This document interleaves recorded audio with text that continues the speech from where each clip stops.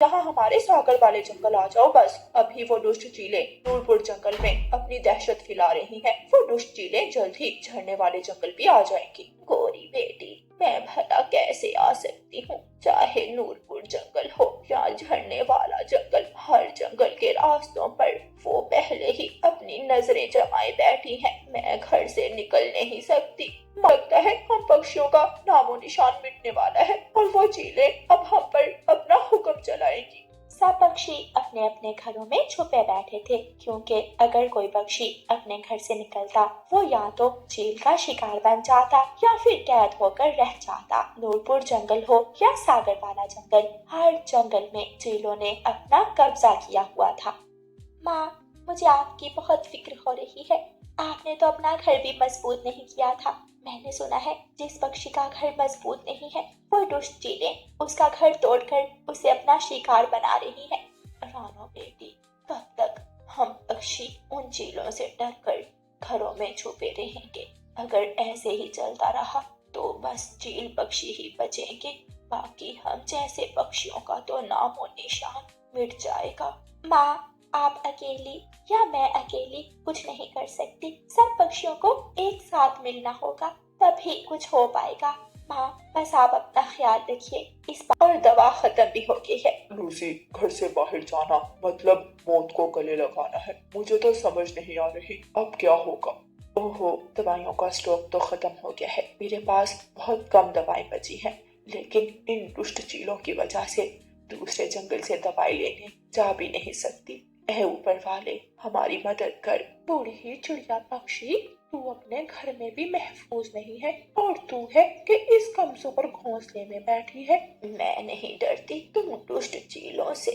मौत तो एक दिन आनी है। मैं नहीं चाहती कि मेरी मौत इसलिए हो कि मैं तुम चीलों से डर कर मर गई। मैं नहीं डरती तुम चीलों से, समझी? बूढ़ी चिड़िया इस तरह कह रही थी कि चील उस पर हमला करती है और उसे मार देती है। रात हो जाती है। सभी चीलें सागर वाले जंगल के आखिर और झरने वाले जंगल के शुरू में जमा थी। उनमें एक सरदार चील थी जिसके कहने पर वो सब चीलें किस जंगल पर हमला करना है तय करती थी। नूरपुर जंगल के सब कमजोर पक्षी खत्म हो गए हैं। अब झरने वाले जंगल की बारी है। हम ऐसे ही सब जंगलों के कमजोर पक्षियों को मार देंगे और बाकी पक्षी डर जाएंगे हमसे। मैंने सुना है सागर वाले जंगल के पक्षी बहुत हिम्मत वाले हैं। हमें सागर वाले जंगल के पक्षियों से बचकर रहना होगा। हमें किसी से डरने की जरूरत नहीं है। हम ही हैं सबसे ज्यादा ताकतवर। रानू चिड़िया की बूढ़ी माँ अपने घर में बैठी अपना भोजन खा रही थी। उसे रानू चिड़िया की कॉल आती है। माँ, कैसी हो आप? हाँ रानो बेटी, मैं अच्छी हूँ। तुम मेरी फिक्र मत करो। मुझे तो आपके कमजोर घर की फिक्र है। तभी रानू चिड़िया को अपनी माँ की तरफ से खटखट की आवाज आती है। माँ, ये किस चीज की आवाज है? रानो बेटी, पूरा घर हिल रहा है। ऐसा लगता है भूचाल आ रहा है। तभी रानू चिड़िया की माँ के घर की छत टूटकर गिर जाती है और चील घर के अंदर आ जाती है। माँ, आप अपनी जान बचाओ, भागो वहाँ से। रानू चिड़िया फोन में बोलती है, लेकिन रानू चिड़िया की माँ के पंख से फोन गिर चुका था। वो रानू चिड़िया की बात नहीं सुन रही थी। रानू चिड़िया की माँ डंडा उठाकर चील को दे मारती है। बुढ़िया, तेरी इतनी हिम्मत, अब तो तुझे छोड़ूंगी नहीं। और उसे मार देती है। इसका मांस तो बहुत स्वादिष्ट है। बूढ़ी ज्यादा ही चोंच चला रही थी। माँ, माँ, जवाब दो। दुष्ट चील ने मेरी माँ को मार दिया। माँ, जवाब दो ना। माँ, रानू चिड़िया बहुत रो रही थी। बस बहुत हो गया, अब मैं नहीं छोड़ूंगी चीलो, अब मैं तुम्हें नहीं छोड़ूंगी। रानू चिड़िया रसोई में जाती है और रसोई से बड़ा चाकू उठा लेती है।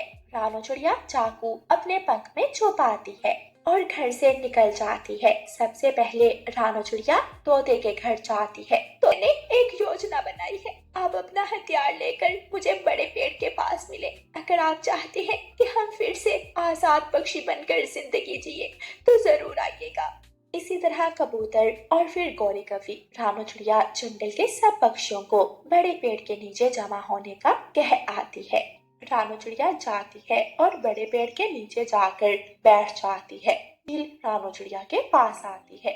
बहुत भूख लगी थी, अच्छा हुआ आसानी से शिकार मिल गया। लगता है मेरे पंखों से सबसे पहले तेरी मौत लिखी है। तेरी इतनी हिम्मत, अब तू देख।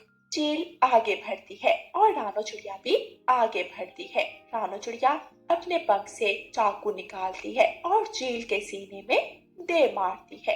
बचाओ चिड़िया, मुझे बचाओ। कबूतर, तोता और गौरी कवि सामने से आ रहे थे और रानो चिड़िया की हिम्मत देखकर बहुत खुश होते हैं। कुछ ही देर में कालू कौवा, बुलबुल, मैना, विदेशी पक्षी सब जमा हो जाते हैं। रानो बहन, हम अपने साथ अपना अपना हथियार ले आए हैं। हम छोड़ेंगे नहीं उन दुष्ट चीलों को। सागर वाले जंगल के एक पक्षी ने हमारी एक साथी चील को मार दिया है। अब हम सबसे पहले उस जंगल के पक्षियों का खात्मा करेंगे। पक्षियों और चीलों के दरमियान लड़ाई शुरू हो जाती है।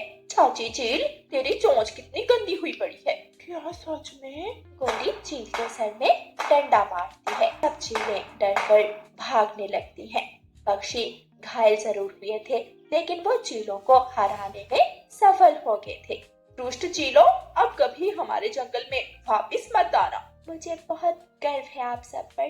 काश हम पहले ये हिम्मत कर लेते तो आज मेरी माँ मेरे साथ होती। इस तरह सब पक्षी मिलकर चीलों को हराने में कामयाब हो जाते हैं। उस दिन के बाद किसी भी जंगल में कोई चील नजर नहीं आती। प्यारे दोस्तों, इस कहानी को लाइक, अपने दोस्तों के साथ शेयर और चैनल को सब्सक्राइब करना बिल्कुल मत भूलना। आपका धन्यवाद।